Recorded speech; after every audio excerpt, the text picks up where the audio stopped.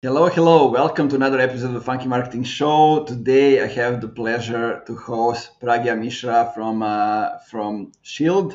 We're going to talk about organic marketing. We're going to talk about LinkedIn, obviously, designing marketing campaigns for word of mouth, and what it's like to do marketing for the early stage startups. So I'm playing the intro, and then Pragya is joining me, and we can go all in about all these topics.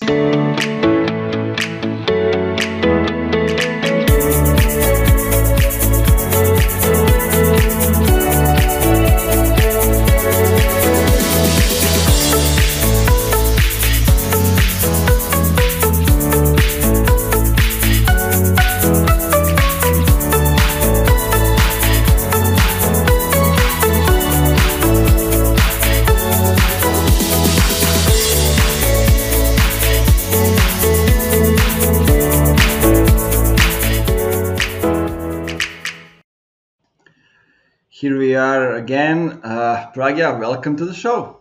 Hello. Let's present you for the start. How are you presenting yourself these days? Yeah, I usually start with my name as one would. So, hi everybody, I'm Pragya Mishra, and thank you so much for inviting me. I think this is going to be an interesting conversation. As I heard your introductions, of course, as you know, I head the marketing for Shield, which is a LinkedIn analytics company. And what we essentially do is if you're a content creator on LinkedIn, you can use Shield to track all your metrics, see all your data, what's happening, what kind of growth are you getting, who is your audience, and kind of get deeper understanding into your LinkedIn growth with the help of Shield. So I try to help spread the word and do some good work over there. Sounds good. And I guess it's not easy. I mean, growing thing organically and on a platform where, I mean, I don't know, you're going to tell me if they're competitors, but at the moment you are the go-to company for analytics related to the LinkedIn, and building stuff and having the feedback from each person on LinkedIn. I guess that's something.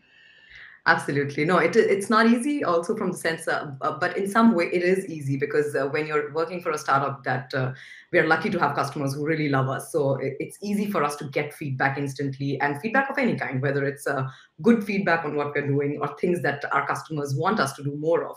So it's good that we keep releasing a lot of new things and keep getting feedback from our customers that we can then we're in a position to incorporate it and listen to a lot of people because we're still pretty small team. Yeah, we're going to dive into all of that, but for starters, what I'm interested is how would you define organic marketing today? Yeah, I think it's a term that has evolved quite a lot over the last, even in the last 1 year already, especially in the last 3 years. And what we're seeing now is when you as a person or as a company create content, talk about different things, whatever, whether it's your services or it's the industry that you're in, the space that you're occupying, your customers' pain points, the solutions that you're providing. When you talk about that from a personal perspective on social media, and you're able to kind of get an audience to listen to you and respect your word or have a conversation with you, you organically get to grow. Then you spread the word, you get more and more people because of the content that you're creating, and that kind of spreads the whole message. So yeah, we are trying to do all of that. So it's anything that when you create content that you don't put an ad money on is essentially organic. Yeah, yeah, I agree. Basically, anything can be, organic marketing. But it's interesting how it is evolving. It can be just posting, it can be community, it can be word of mouth. So the dark funnel, things we don't see. So it's Absolutely. developing in a lots of different places at the same time. Yeah, and I think one of the things that especially with organic marketing is that uh, you can try to design how many views, how many people will you reach, but at the end of the day, it's the message that's so important, that if your message is authentic and it's relevant for the audience, it's only then that it will kind of succeed in getting to more and more people. So organic marketing is still very authentic. I feel it's still very hard to shove it in front of a lot of people's faces unless it really resonates and adds value to them. Yeah, basically we go back to the beginnings, right? If you set up the basics right, then you are basically equipped to go. So knowing your audience, knowing who you're talking about, and actually having a story and a narrative and a point of view within that narrative, right? Those are some Absolutely. things that I think necessary for actually having the chance to build word of mouth. Absolutely. And I think that's where the what you just mentioned, that knowing your audience, that is such a key component of what we do, not just at Shield, but what we do as a team. That every time we're trying to talk to our audience, whether it's on LinkedIn or on Twitter or through a message or through an email campaign, you have to really know who you're talking to. Why should they listen to you right now? Why should they listen to you in a particular format, in a particular channel? And your message has to be designed in a way that is exactly what the customer needs. You don't design the message because that's how you want to send it. You should design the message basis on what your audience wants. Yeah, that's exactly right. And I think we need to talk about it more and more because even today in 2022 there are still companies that you know they talk about marketing, about content, about everything inside the company, and then don't let the customers decide what's good or bad, and then not much of it comes out, and basically it's where they die at that moment. Yeah, and I think because it's also going back, like you said, to going back to the basics. It's about a conversation. It's no longer a one-way broadcast where Mhm. you're a television and you're showing something and people on the other end are watching without interacting. So going forward, the world will be built of marketing, especially will be built on interactive audiences. That means your audience interacts with you, you interact with your audience. So it is not a one-way street at all. That's why it's so important to know who you're doing. Like if you meet someone on the street, you're not going to keep talking in a monologue and then say, okay, I'm leaving now. It's the same principle that applies. Yeah, I always use Netflix and Airbnb as like the main examples for that because they go halfway to meet the customers. They don't wait for customers to come to them. And basically, the way I see it, they are starting the movement because other brands will also have to embrace it. Because people will not be okay. I'm having this experience with Netflix. I'm having this experience with Airbnb, and now I'm gonna go back to the experience that I had before, which was the bad one, and just not demand for other brands to have the same experience when I am in contact with them. And basically, it moves the whole industry forward. Absolutely. And customers always learn with good experiences and expect the same from everybody else. I think it's very hard now. For instance, I live in Denmark, and it's very hard to call up a public service, whether it's any kind of a government office, and not have a callback option. So if you have a queue, they give you the option to press a button and then they call you back.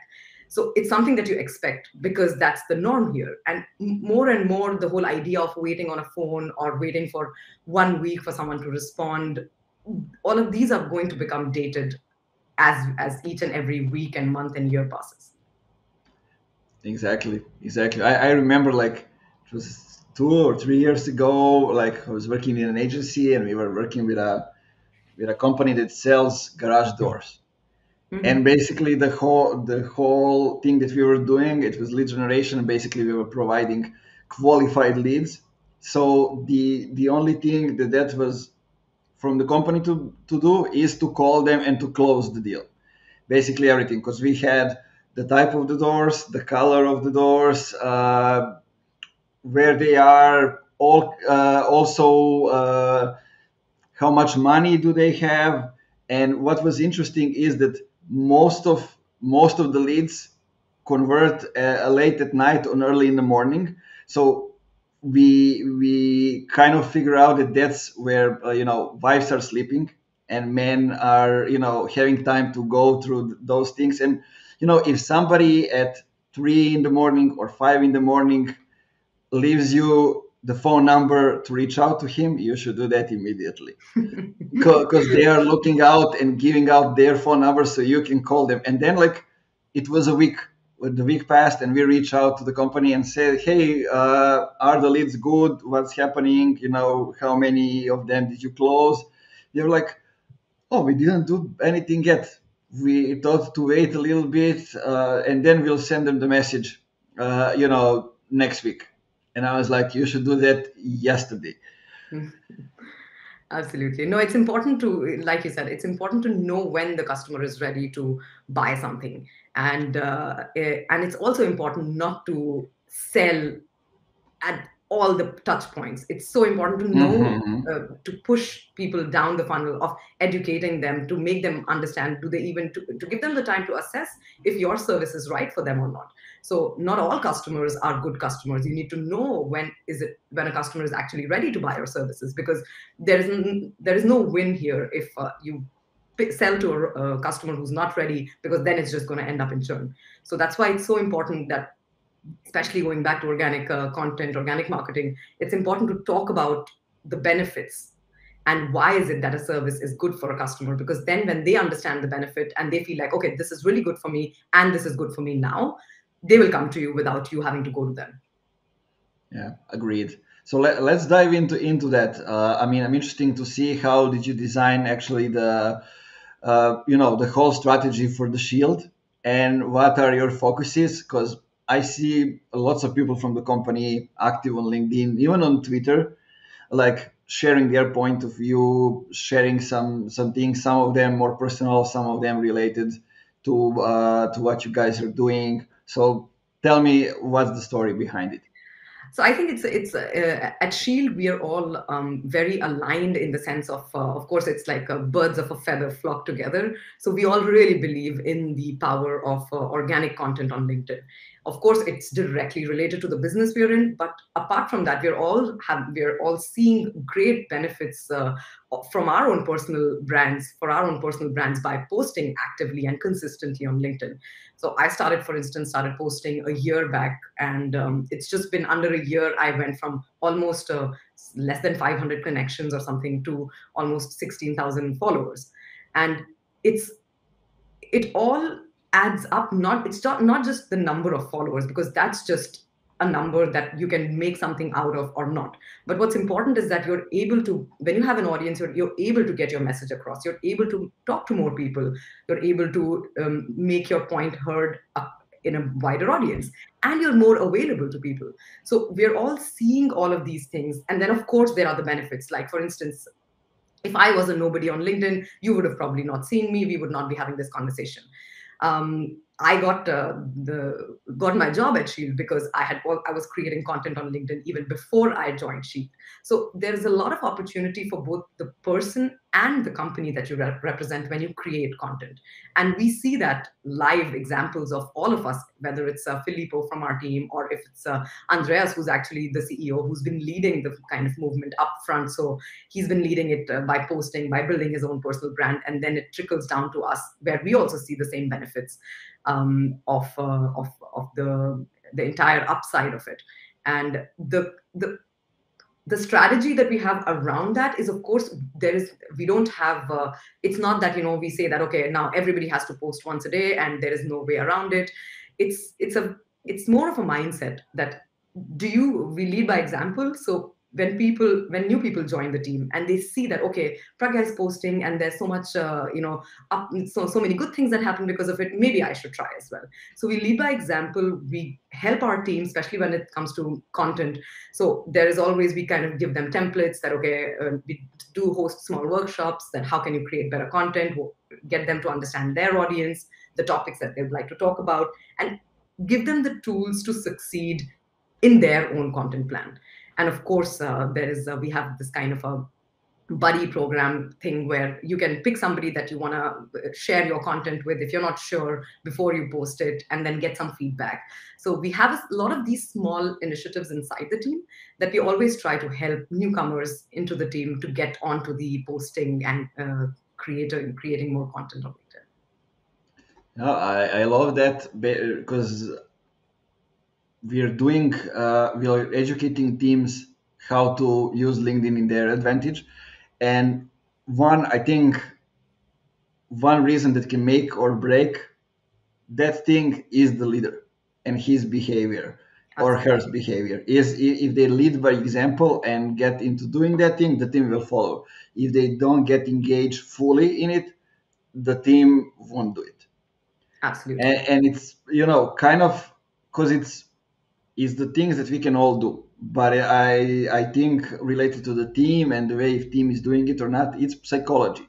It's not actually the strategy. It's more like psychology because we all have different reasons why we are doing posting or not posting, right? Or we have a different kind of blocks in our head why we are not able to do it or no. And I like what you said that you have this body system and support inside the company so you can share a post with somebody so they can check it out, and basically you create kind of the excitement right before they even post because I love the post, we work on it together, so I'm gonna react to it, I'm gonna share it with others, those kind of stuff. Absolutely. And I think it's important that there are obviously a lot of reasons. So, for instance, when someone starts creating, or when someone thinks that they should start creating content on LinkedIn, one of the first thing is that you're always thinking, okay, what should I talk about? So there are some basics that you need to get through and understand that, okay, you don't need to be an expert to create content on LinkedIn. No matter what you do, you can actually document your journey of your everyday life. If you, let's say, if you had a big account that you suddenly got into your company, and then you want to talk about what was the process of getting that account, what were the different kind of decision makers that you had to go through, what was your strategy. So even if you list different things of what you do in your work life and document that and share that on LinkedIn, that's already a lot of great value for many people out there. So that's what we try to focus, that we try to create, and this is not just for the people inside Sheet. We try to create a lot of content on our blogs which is trying to educate everybody who's attempting to create content on LinkedIn as to how you can navigate the system, how you can decide the topics that you should talk about, how you should focus on specific audiences and not talk to everybody, and all of these small things. And maybe also there is the aspect of fear that is completely, we cannot overrule it. It's the most important, like, biggest reason that we hear as to why people don't post is because they fear the public opinion, or they fear what would their connections think, or what would people that they're already connected with, what would they feel about their content.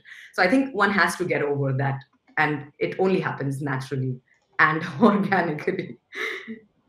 Yeah, that's so true because you know to be able to actually grow, we need to be comfortable with not every people think the way we think, or we don't have the same opinion as everybody else have. We need to become comfortable with that, and we do it only when we get different people, different feedback. And if we got different feedback, it means that we are changing somebody's perspective, right? Because people feel threatened in a way, and they respond to it. But I want to emphasize one thing that I'm hearing. So it all started with Andreas, who had the specific mindset and behavior, and basically I guess this is what has driven all of you to the company. That's how the team was formed, right? It started with his narrative, with his mindset, and then you all fit into it. Absolutely. No, of course, and it's a privilege almost to have a team where the leader is living the life, in the sense that Andreas puts himself out there. And I remember back, even a year back, when he had a much smaller audience, I would see him spend so many hours replying to comments, engaging with everybody, replying to DMs, and he does that even now. So for him, when he posts something, replying to comments is the most important thing. And those are things we see ourselves, someone else doing, and then seeing the results. And that's why when we do them, we can also see the results right away. So for instance, it's like, there are days when I don't post content, but I make sure that I go and engage with others, go into the comments, reply, leave something, an opinion, etc. And that really helps, because when you're replying to a comment, or when you're commenting on someone else's content, you're essentially having a direct conversation with them. And that's really the gold mine, as I say, that the gold is in the comments, in the threads. And yeah, so it's a pretty straightforward thing, that it doesn't matter what what's your objective, what industry you work in, or what's your role. But there is always people out there that you could learn from, and that's what LinkedIn kind of provides. Yeah, comments are gold. I mean, basically, you can see there if you are going towards the right thing, if your opinion matters or no, if people are excited about the topic, you can find out lots of stuff. And also like DMs, for me, it's the number one place right now out of all the channels. So LinkedIn DMs, where actually the sales is happening.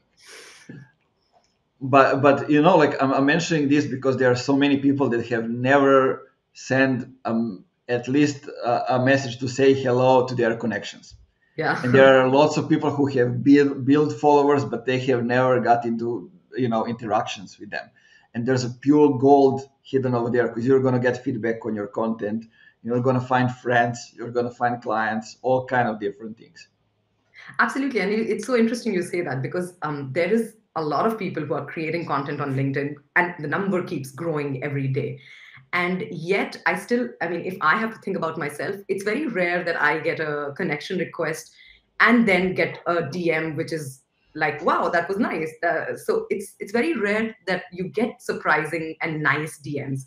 So it's still a place which is very new in that sense, and where you can instantly see if the person has been really reading what you're saying, and it understands what you're talking about, and then genuinely makes an effort to write something.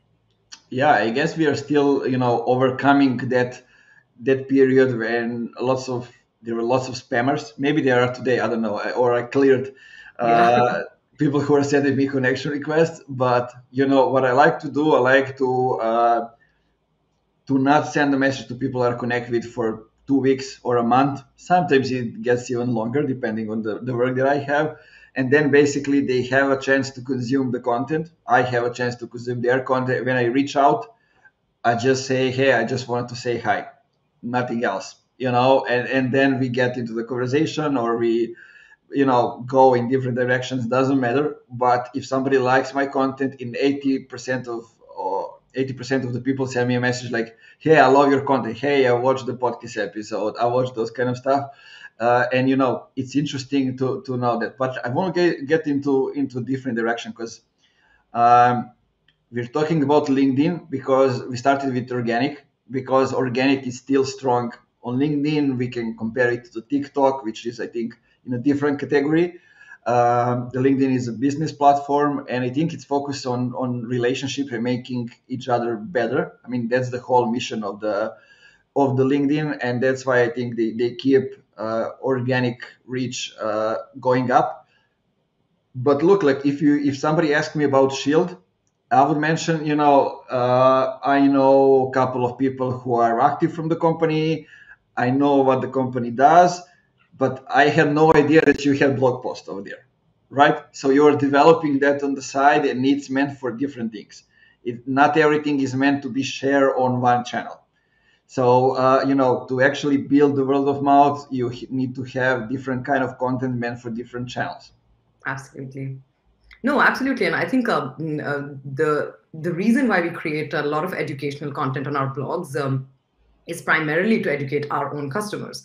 So when we send out communication to people saying that, okay, you wanted to know why should you invest time on building your personal brand. So here are 10 good reasons why you should do that. So our content is designed for anybody. You don't have to be a Shield customer to read our blog, right? Anybody can go in and read the blog, but it's designed to help anybody who wants to grow on LinkedIn. And like you said, that not every channel of communicating with somebody, whether it's LinkedIn, or it's like you said TikTok, or if it's YouTube, you don't have to always talk about the same message in the same way. So you can break your messages into different kind of different fitted differently to make it relevant for the platform. So for instance, if on LinkedIn you just keep saying, okay, this is my service, this is what I sell, here, click here to go and buy. I mean, I don't think many people will be interested if you keep repeating the same message. But if you say that, okay, this is what I do, and these are the problems that I faced, and is there anybody who has a solution for something like this? Or I had this problem, I was trying to build a campaign, it failed in these 3 points, and these are my learnings. So when you start talking as a professional, sharing your knowledge, sharing things that you know, asking for advice, that's when the real conversations start happening. So for instance, I think one thing with Shield is that a lot of people share their LinkedIn stats. They say that, okay, in 1 year, these are the number of views I've got, these are the number of conversation, and this is what I've learned. So when people share that, it's not to say that, oh, look at all the amazing work I'm doing, but they're always sharing it with the perspective of sharing the information that they've acquired in the journey of being a creator. And those are the interesting things, that when we build as marketeers at Shield, when we build campaigns, we're always trying to tell our customers to share the information that they get in the process of this whole thing of creating content and seeing what happens out at the end of it. And Yeah, that's what's kind of helps us with our word of mouth. yeah. I want to emphasize that because, like, inside Shields, you always have these kind of small messages or encouraging people to do something like share your stats. Like, now is the end of the year, it's time to see how has the last year been. Check out your stats and share it with your audience, tag us so we can actually comment, so we can go. And I think those are some small things that lots of people are underestimating the power of it, because basically you are trying to engage people with your tool and with the content they can create with a tool. Absolutely. And also it's interesting because what you can essentially do with Shield is, apart from the fact that you can look at your stats and you can look at your numbers, you can also go back and look at all your old content and say, let me see the post that got the maximum content. And you can sort it by content, and then you can assess why is it that that post got so many people to talk to you.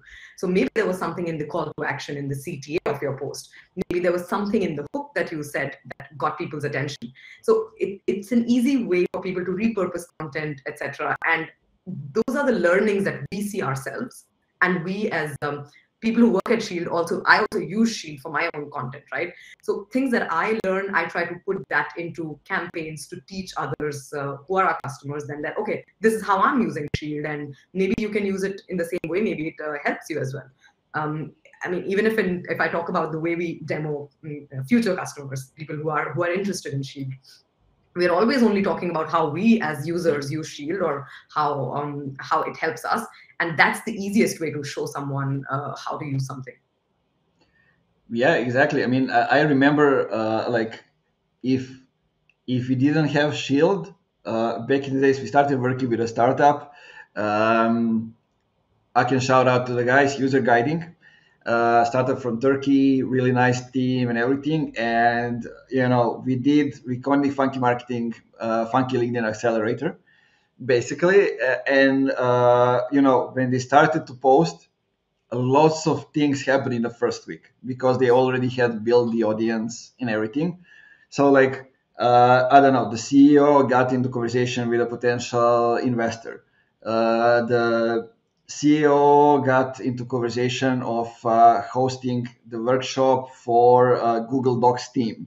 Like, lots of stuff happened in the first week or two. And besides all those obvious things, when somebody reached out to them, we could follow the analytics, so we can see, this post got that much engagement, this post got that much. And when they see it's like 5 people from the company, it creates the power that they the trust increases into what you are doing with them. And basically, you get more freedom to try things out, to test things out. And I mean, I think the same way it works if you look at the personal perspective, because you get more encouraged when you can see that some things that you are doing are working or not working. You need to abort it all, right? Absolutely. No, and I think what you said, especially when teams use the platform, it's so interesting, because you can then suddenly see that even if there are 3 people in your company, let's say, who are really active on LinkedIn, and you put all of their stats together, suddenly you see that, okay, 3 people can make a big impact. So for instance, at Shield, we are a small team, but I think this year alone, we've crossed 13 million views with just our content ourselves. That means that that content has been around and seen by so many people. So many people have just seen my name and then seen Shield. So you're raising instant brand awareness for your brand so that when that customer needs you, they at least they know that, oh yeah, I've heard this name before, and it's not a complete new thing that they've never heard before. So I think it's super. It really helps personal brands for a company perspective really help you kind of raise, like you said, you can raise capital if you're a founder, and if you're creating content, you can really raise capital because you can put your content in front of the right VCs, in front of the right people. You can recruit so much better. Like, it's so easy for us to recruit at Shield because we know that people have already heard about us. There is so much information. They can go on all of these our profiles, whether it's mine, Filippo's, Andreas, or Juan, other people in the team. They can see what we are talking about, and they get a feel of the culture. And it makes it so much easier to recruit really top quality talent for us. And of course, it's so much easier to sell, especially the selling bit. There is absolutely no denying that if you have a personal brand and you're talking about which you're talking about and really nurturing, that there is no idea of a cold email, because the first time someone hears your name, it's not going to be the first time. They've already seen you on LinkedIn. Yeah. I mean, we underestimated the power of the brand and creating awareness when we are doing sales, where we are doing outreach. It's basically starting not from the minus or from zero, is starting from the plus. Because when you reach out, they either know the person or they know the company. Like I had this. I was a guest on a podcast, and the guy told me that when he receives the cold outreach email, he looks at the URL. And like if he sees Drift or Shield, for example, or Funky Marketing, he knows them, he will open it. If he sees something else, he won't even look at the headline. And it's interesting how things work. So tell me, when we are already talking about this stuff, what do you measure when it comes to word of mouth marketing, organic marketing, or what do you think it should be measured? I think, of course, a lot. The kind of the cornerstone is that you should always measure revenue impact and change in revenue. So, because word of mouth is very difficult to attribute per se, because you don't know who's seen what content and waited for how long and then come back because they've already heard about you. So of course you have the easiest way is to ask a new customer, where did you hear about us? That would be the easiest, most direct way. But I think, yeah, to see every time you launch a new campaign, to see that, okay, is there a direct revenue growth if you're trying to do something that is to grow your business, get new customers. If you're trying to retain customers, then of course you measure if there is you're able to retain customers, if there's more churn, less churn. So I think very easy, it has to be very project specific depending on what kind of campaign are you running. And then of course you measure something that is not just, I mean, I think open rate, click rate, these are great things to measure, especially if you, let's say, talk about email marketing. But at the end of the day, people are opening and clicking, but they're not converting as customers. So how good is that? And I'm not saying open rate is nothing, right? It's like saying views are nothing. If nobody's going to open my email, nothing is going to happen after that. So of course there has to be a benchmark that you say, in my campaign, I'm sending out these many emails, there has to be an open rate of X. But that's not what you should be awarded for. So that's the only thing I'm trying to say. Yeah, I agree. I was I abandoned my email list for 2 months or something like that. I think I feel bad about it. But yesterday I sent an email. I said, okay, sorry for that. I'll be back, and uh, I'm gonna try to give you, an overview of the podcast episode and what's the value in it, and kind of give you the unique perspective of what we are doing, and lots of people opened email, but only two clicked, and I'm like, okay, let's try a couple of more times, and then if it's not happening, let's figure out what we're going to do, because I need to see if those people are actually the right audience that wants to listen to the podcast or something like that, or they just want to consume the content or to get more educated. But if that's the case, then you need to set up also the deadline till which date you're going to educate them, because maybe they are just not the right fit and you need to eliminate a couple of them. Like, lots of stuff to discuss over there.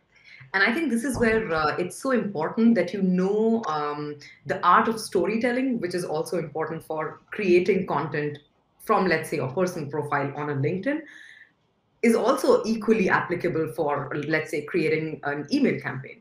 That if you are not Mhm. able to tell a story in a way that someone wants to read that email, then people are not going to read it first. Second, they're not going to click all of these links. So there is, you cannot stuff links there and say, okay, here are the 30 links, places where you can find us, click, click, click. Obviously not. What I try to do is I always try to ask myself, will I open this email and will I want to click? What is it that I can say? How can I word my sentence? And Mhm. in the least possible words that create the most impact. So for me, it's very important that when we work on email campaigns at Shield, that it's an email that I want to read to start with, and then only my customers would want to read them. So the storytelling and especially the copywriting part of an email is so critical that I feel like sometimes people are just not, they're still sending out campaigns with the hope I find you well, and with like the first 5 lines with completely no information, and then somewhere at the bottom, nobody's going to scroll all that. If your email is not fitting in the size of a phone, forget about it.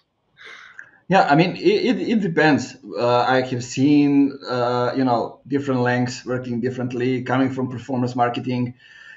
Like, it's kind of interesting. Like, if you look at the, ClickFunnels guys and everything. Like, when I started learning more about email marketing, I got into that, and then like I was the director of operations at the company, but I was still learning about email marketing. So the CEO Dimitria told me, like, let's use this from a book. I don't know which one of the ClickFunnels books it was, but it was a great book, and it has, all what you put in the PS, how you structure and everything. And I wrote it, and he said it's too long for Serbian market.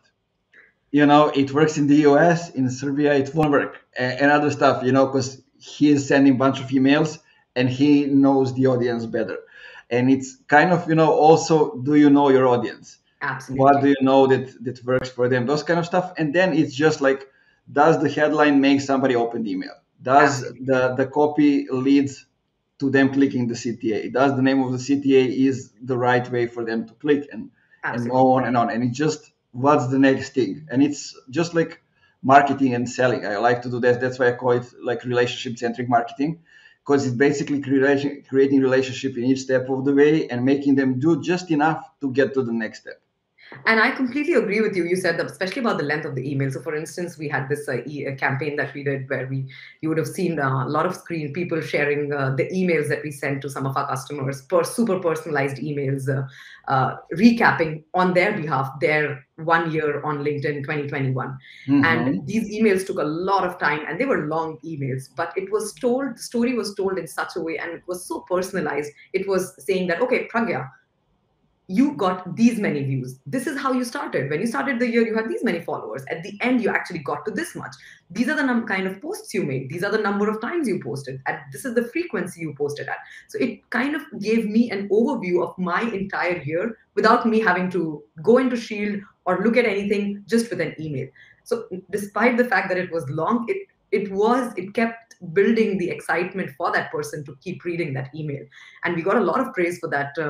I think it is because you have to understand, one, who you're talking to always, and what is it that you're trying to communicate with them. So short emails are good for certain kind of campaigns, but Yeah. then maybe there is another kind of campaign where you have to do a long email because people want to read more about what you're saying.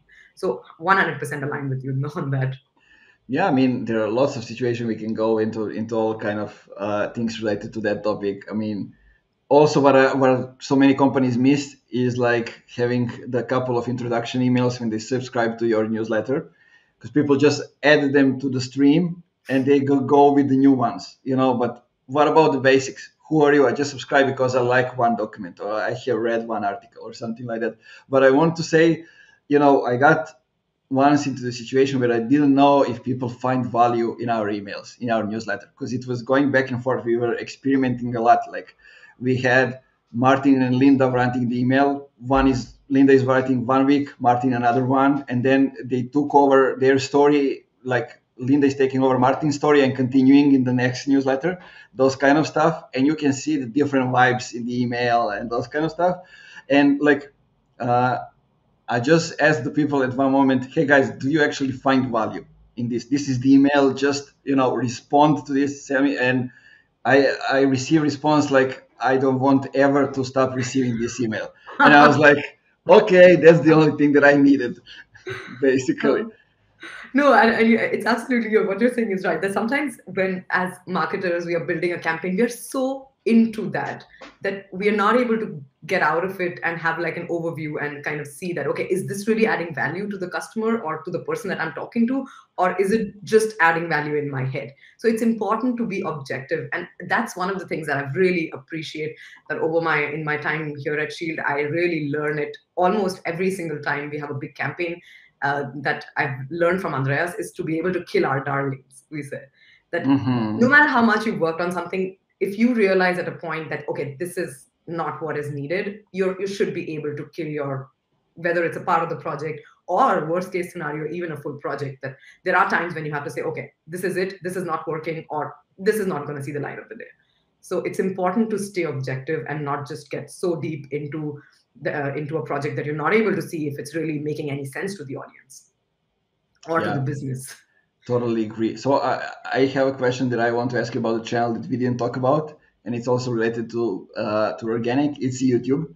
I know you are started to build the momentum over there, and like we are right now started to think about building a momentum, because like we have 400 videos and not many views or subscribers, because we didn't think about it as growing it. So now I'm like, what's wrong with this? Let's analyze all the stuff and, get all into the YouTube SEO, those kind of stuff. But I want to ask you, how are you thinking about YouTube, and what are you using that channel for? So right now, I think it's very nascent. It's just recently that we've kind of like started with YouTube. So it's a part of something that you will see a lot more from Shield already starting end of quarter two. Already you will start seeing a lot more video content from us, because that's a big focus for me this year. And what's interesting about, and especially YouTube, is such a powerful place to get audience. It's where I consume most of my content. If I want to learn something, the first place you go to is on YouTube, and you actually type what you want to learn, and then you find the relevant content. So any kind of educational content that we're doing on a blog in some way really needs to exist on YouTube today. Yeah. And that's what we are going to be working towards. That, for instance, even in our end of year stats campaign, there was a video that we made, which was a super YouTuber style, that, oh my God, with the signs coming in and all of that. And I think it's fun because you're able to put a face to a company. You're able to tell a story through the medium of video, where the person can just sit down and listen and watch and read, instead of having to actually read a whole blog, etc. It's a different way of consuming content, which is the primary way people are consuming content today. So there is no way, especially in this industry, that people can leave YouTube and say that it's not a relevant channel, or if it's for certain industries and not applicable for certain others. That's just not true anymore. So yeah, we are going to do a lot of more educational content on YouTube. Yeah, that's good to hear. I think we are on the same mission. And I had Mike Vinette here a couple of episodes ago, and for those who don't know, he was one of the guys that got the huge exposure on LinkedIn, but got banned. Now he's on Twitter, he's on YouTube and other channels. And I asked him, where did his revenue come when he didn't have LinkedIn? And he said it's YouTube. It's the content that he was creating over there. The 2 videos got him all the revenue in the last 2 years. And that's how powerful it can be. One video can actually get you customers for forever. Absolutely. There's no end. And what's interesting is I didn't think about those things at all. I mean, I know it obviously, but I needed to get somebody to kind of look at our channel and tell me, why are you not doing this? Why are you, just like I'm doing with the clients. And that's I realized, there are some tools that we can use to increase it. There are some tools that we can use to see, how many people are looking for this on Google, how many people are looking this on YouTube, because now YouTube becomes the search engines that can make you be more visible on Google as well, because it appears Absolutely. on Google. No, absolutely, and I think it's exactly what you said, that it's a distribution channel that is so critical. It's already been important for a while, and it's just going to keep becoming more and more important. And it is how people are learning things today. Yeah. Therefore, we all have to do better on YouTube, starting with me. But exactly that's what we want. But that's what we're going to do this year. Yeah, it's interesting. I mean, I was always recording videos, for example, for LinkedIn, YouTube, wherever. Everything that I put out on LinkedIn, I put also on YouTube. But I didn't think about the search engines and the way, each channel is different. When we say it, okay, but sometimes we forget about it. And Absolutely. there was one 2 months, I think, in 2018 or something like that, when I recorded 60 videos, 60 10-minute videos in 2 months, in a little bit more than 2 months, because like a couple of days I took a break.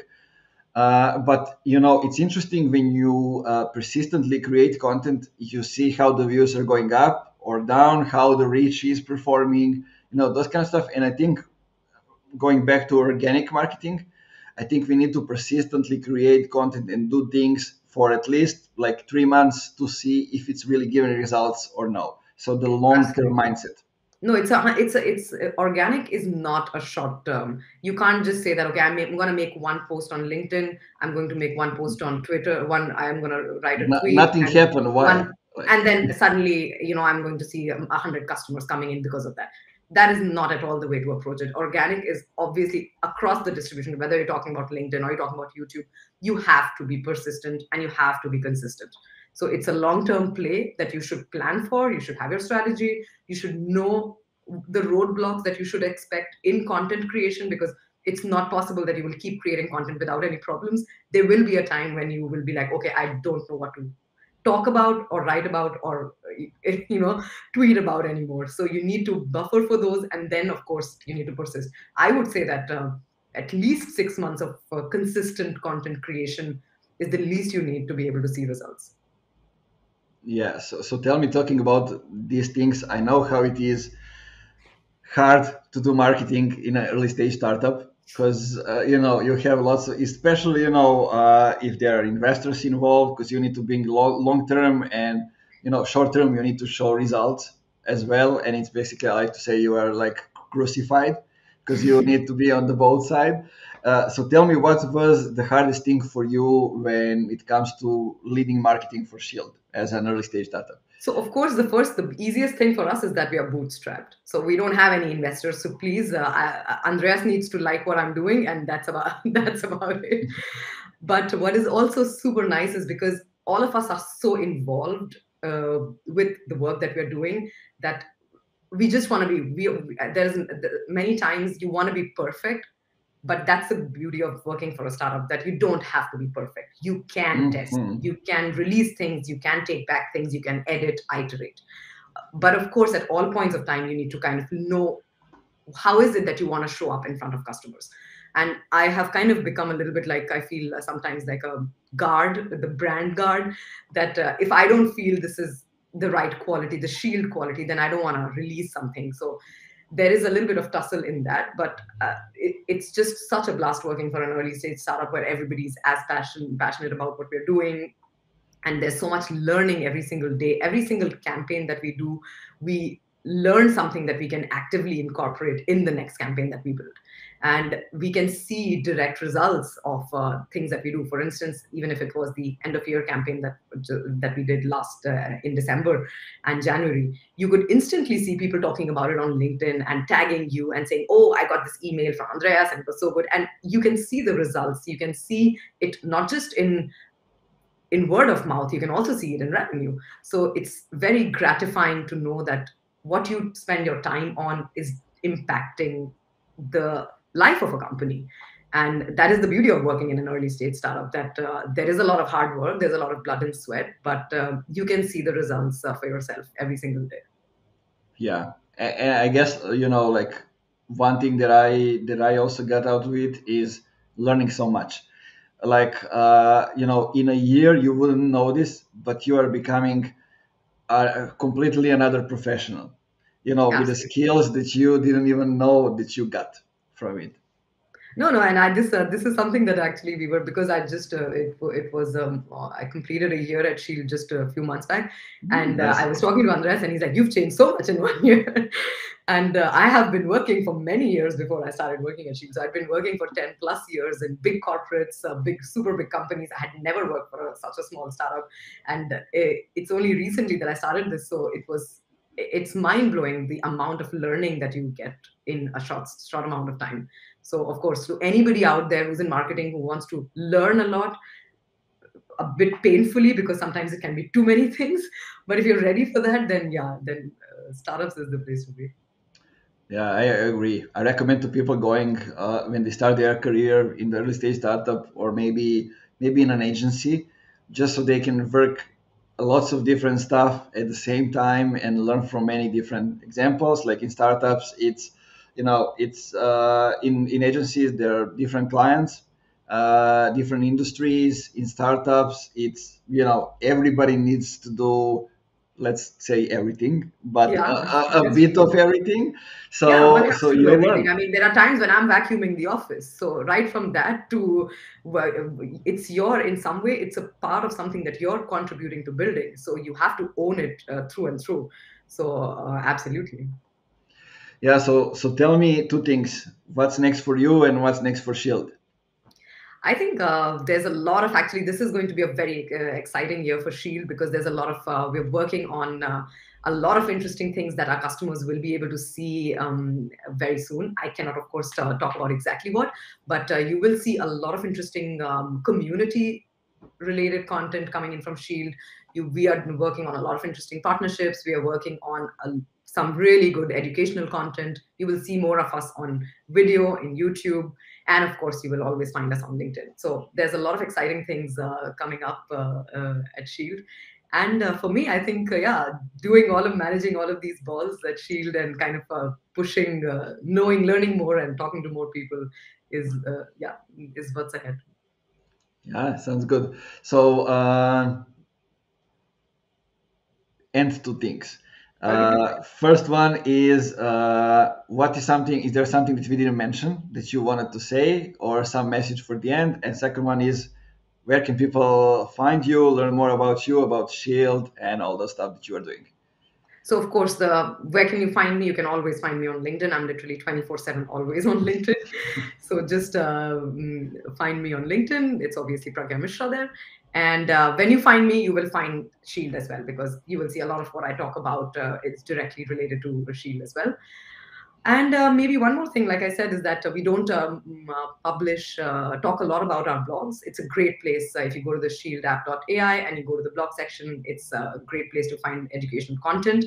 And if you go to our interview section, it's a great place where we tell stories about people who've done some amazing things, content creators who've built legacies on LinkedIn by creating content. So if you're looking for inspiration, those are the two places I would recommend. Sounds good. That sounds good. I need to visit the place to see, is there somebody that I don't know that have done some great stuff. That's actually a good CTA. Amazing. Cool. Thanks for being here. Thanks for taking time to do it. I know that you are just getting back to the full strength related to your health, but thank you for doing this, guys. I recommend you go to the beginning of the episode as always, and go through everything that we just talked about. There are lots of stuff. We are going back and forth with different stuff. I'm sure that you will find things that can help you actually grow. Either it's your startup, your company, or your personal profile organically, and create the world of mouth. Um, and for the end, as we always say, just keep it funky until the next episode. Bye bye.